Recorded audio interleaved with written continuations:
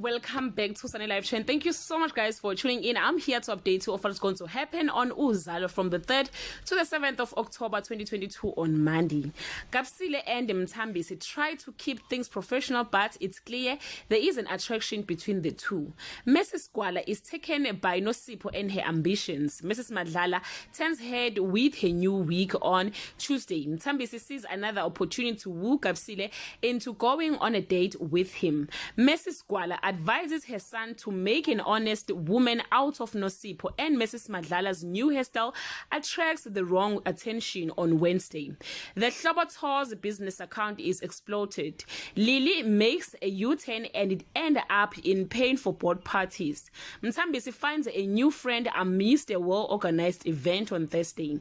Mthambisi's presence continues to stir up trouble in the Mhlongo house. It's not fun anymore for Madongwe. She wants her slobo back. Mbata is never out of tricks on Friday. Mthambisi digs for information about Nkunzi from Sbu. Lily vows to return Mrs. Madlala safe and sound. Pastor Gwala proposes to Nosipho. Guys, this is all I have for today. You can leave your comment below and share your opinion.